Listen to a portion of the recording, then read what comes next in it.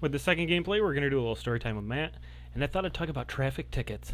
So I've gotten a few traffic tickets in my years of driving, and the first one, I think I was in college. I don't think I got any in high school. Yeah, so I was in college, and I was driving into campus one day, and the speed limit on the main road's 45, and then there's like a long campus drive, and then it dips down to 35 on the campus drive, and then once you get on campus, it goes down to 25.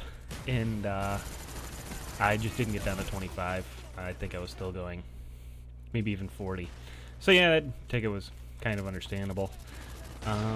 So then my next ticket, I was leaving my girlfriend's house, my future wife, and it was late at night, and it's maybe a half mile from the end of my parents' street to my parents' house.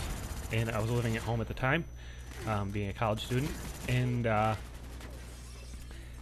I'll admit maybe I was drag racing a little bit when I made that left-hand turn onto my parents' street, and I got stopped. So the speed limit on their street's 40. I got pulled over doing 50, so I didn't get up going that fast. I had a 1980 Olds Cutlass, and it was a V8. It was quick car. Yeah, so I didn't get going that fast. Luckily, the cop pulled me over kind of quick. So I got those tickets kind of back to back, and I had been told, I don't know if this is correct or incorrect, but in New York State, if you get 3 tickets within 3 months, they suspend your license. So it's some Sunday afternoon. My girlfriends wanted to go to the mall, and so we left my parents' house, and we were going down my parents' street, headed out towards the mall and shopping centers, and I got pulled over again, and this would be my third within 3 months, and I was freaked out. How would I get to college? How would I get to work? It would be life-altering at that point to have a suspended license, and something I really didn't want to tell my parents, because up to that point, I'd pretty much taken care of the tickets myself, and I got into some accidents in high school and wasn't on my parents' insurance policy anymore, so I guess maybe the moral of the story is I'm not a very good driver. But anyway, yeah, so I had told them that I had gotten a couple tickets, but I didn't tell them when, where, or what kind of tickets. But the first 2 had all been speeding tickets, and this one was going to be another speeding ticket. Again, the speed limit on my parents' road is 40 miles an hour. And yeah, I think I was caught going 50 again, so 10 over. So it was going to be another ticket, and I bitched up a little bit. I'll admit, I got upset that things weren't going to go well if I got another ticket. So yeah, tears welled up in my eyes. I feel kind of embarrassed saying this, but I didn't cry to get out of the ticket. I pled with the law enforcement agent that pulled us over, and said, please don't drop the hammer on this one. If you could, just let me slide, or if you want to give me a ticket for some other infraction, but as long as it's not speeding, I would greatly appreciate it. And he let me go with nothing, just a warning, and I was very, very grateful that I did not have a suspended license at all, and very glad of that. So since then, tickets have been very far and few between. The really only ticket I've gotten since then is when I was driving a large truck for a delivery company. I was going through a toll booth, and for me to bend over and grab the toll ticket out of the toll booth attendant's hand, I had to undo my seatbelt, and there was a state trooper standing behind the toll booth, and as soon as I undid my seatbelt, he stepped out from behind it and said, can you pull over there? I'm going to give you a ticket for not wearing a seatbelt.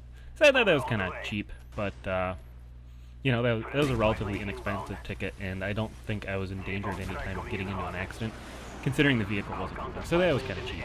So then, maybe about a year ago now, I was working some overtime shifts, and it was about 2 o'clock in the morning, and there's a 4-way stop. I live way out in the country. There's a 4-way stop I came up to. Made the stop, made the left-hand turn, and I got one more turn till I get in the driveway. So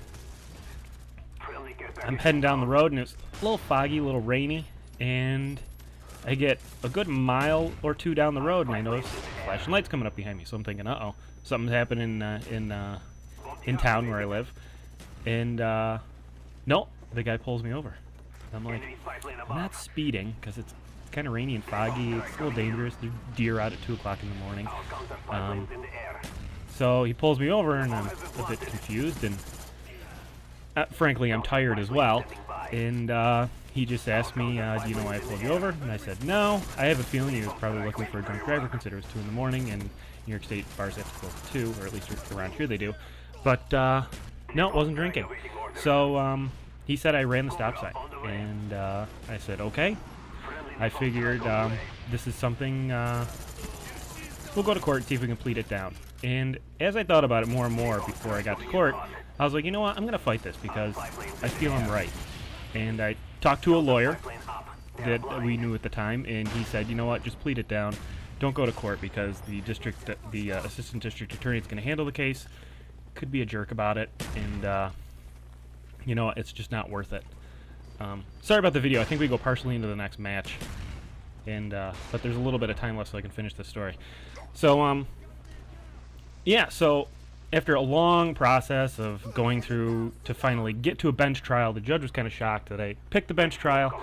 So I picked it, and I had all my evidence set up, and they call on the cop, and I got the cop to admit that he was far enough away that, and I also had weather reports that I proved that he could not see me at the stop sign. And I said that without his evidence that I did not stop, that essentially that